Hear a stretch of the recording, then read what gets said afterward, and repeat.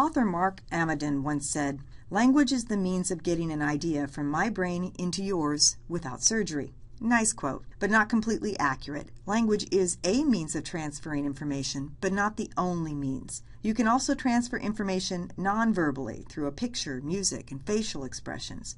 But before we delve right into language, let's talk about what makes an effective speaking style. First, an effective speaking style helps gain and maintain the audience's attention.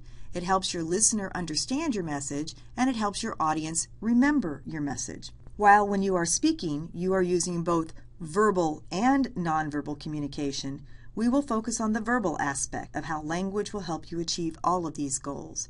Specifically, we're going to differentiate between verbal and nonverbal communication, discuss some meanings of language, and then finally some differences between written and oral communication styles.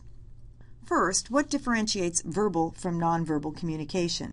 A check of the World English Dictionary shows that verbal means words, so we are talking about language. By adding non as a prefix to verbal, you'll quickly see that nonverbal is everything but the words, including your tone of voice when you say the words. We communicate with each other using both verbal and nonverbal codes. Some of you may already know the two different types of meanings that words have, the denotative and the connotative meaning. The denotative meaning of the word is the primary association that a word has for most members in a given linguistic community. You may have heard this referred to as the dictionary definition. It's very overt. In comparison, the connotative meaning is the other secondary associations of the words, very covert, underneath in meaning. Sometimes we call this the emotional appeal, or the feelings evoked by a particular word. Now, the easiest of the two is the denotative meaning, the primary association. If you don't know the meaning of the word, look it up in a dictionary, right? However, many words have multiple meanings. In fact, the 500 most common American words have altogether amongst them about 14,000 different definitions in the dictionary. Take, for example, a very simple three-letter word, set. If you look it up on dictionary.com, there are 119 different definitions listed. With this many definitions, the meaning of the word set will likely come from the context. Now let's consider another common three-letter word, dog. Dictionary.com's definition of any carnivore of the dog family Canidae, having prominent canine teeth and, in the wild state, a long and slender muzzle, a deep-chested muscular body, a bushy tail, and large erect ears, is pretty neutral and probably right on point. However, amongst the list of 25 other definitions, I also found a despicable man or youth and an iron bar driven into a stone or timber to provide a means of lifting it. You can also use the word dog as a verb, as in, she is dogging me, so you can't just gather the meaning of the word solely by looking in the dictionary. But if you're like me, as you think about the word dog, you think of your dog. Not only do I envision my daughter's service dog, Rennick, but I have warm feelings when I think of him, very positive feelings. I could also argue that the word dog, referring to a despicable man or youth, also has an emotion attached to it, in this case, a negative emotion.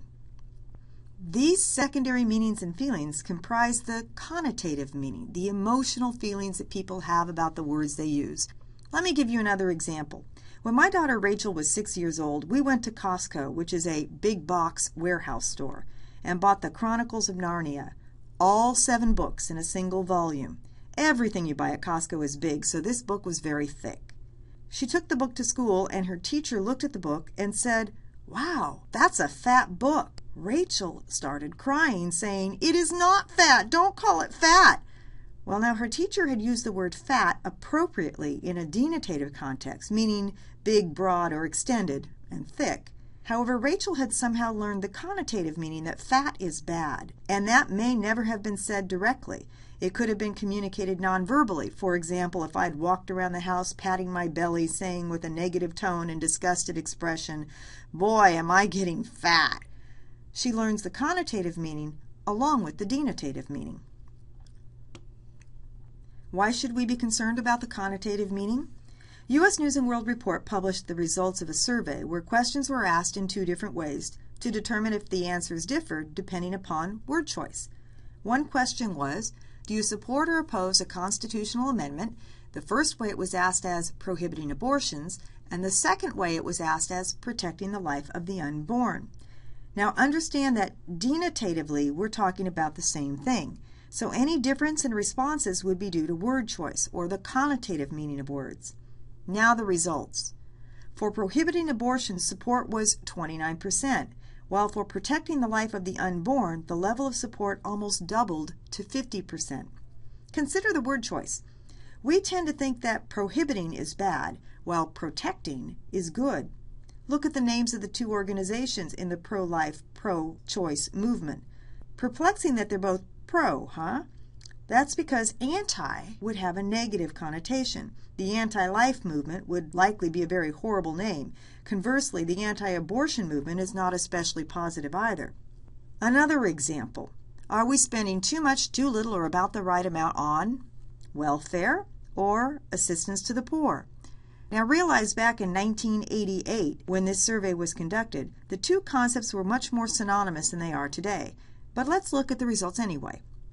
22% of respondents felt that we were spending too little on welfare, yet almost 3 times that number, 61%, felt the same about assistance to the poor. Again, you can see the effect of word choice. Now, what can we learn from this? Your language choice has an effect on people's opinions and behaviors. So think about the effects of your words on your audience and choose your words carefully and strategically. Keep in mind that how we write is very different than how we speak. So what are the differences? We'll briefly focus on 4 of them. The first is that an oral style is more personal than a written style. We use words like I and you. In a speech, you won't say, one should do this, or this author believes, or this speaker believes, which are much more common in written style. Somewhat related is that an oral style is less formal than a written style. We tend to use more contractions in oral communication than in written communication. Don'ts rather than do nots, as an example. We also tend to use shorter words, incomplete sentences, and slang more when speaking rather than writing. Additionally, we tend to have less variation in word choice. Only 50 words account for almost 50% of what we say. One of my colleagues notes that we are linguistically lazy. We tend to use the same words over and over again. We say we're happy when we could be saying pleased, ecstatic, cheerful, optimistic. Much more descriptive words and ones that we all know, but we tend not to use them as much when we speak, particularly in conversation. Oral style is also more repetitious than written style because when reading, you can go back and reread it if you don't understand it. However, if you're listening to someone speak, you can't ask them to rewind. So the speaker tends to build in redundancy. That's why in a speech you have a preview statements, internal summaries, transitions, all to help the audience stay on track. Realize that when we speak, people can't see our words. Most people are visual, so when we switch to expressing ourselves auditorily or orally, we have to elaborate more. You spend much more time describing or explaining things when you are speaking than when you are writing. Thus, an oral style requires more elaboration than a written style. How does all of this relate to public speaking? Well, first, remember that the audience is the reason for your speech. You should choose your words according to the audience. Remembering denotative and connotative meaning, how might they interpret the words that you're using? And as it is oral communication, you are likely to be less formal than if you were writing a paper. Consider why, when, where are you giving this speech? This affects your word choice as well. Should you be using more language that stirs the emotions? And should you use jargon or slang? Most audiences prefer that a speaker sound conversational and that the speaker has prepared and practiced the speech.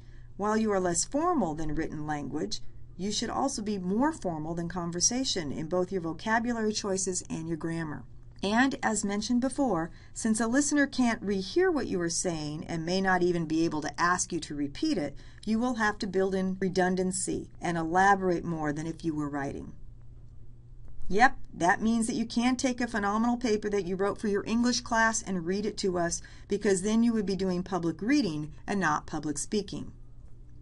Quiz time! What would be a denotative meaning of the word home? What impact does connotative meaning have on the success of your spoken word? And what is the difference between writing for reading and writing for speaking? If you consider all of these concepts as you write your speech, you are on your way to a successful oral presentation.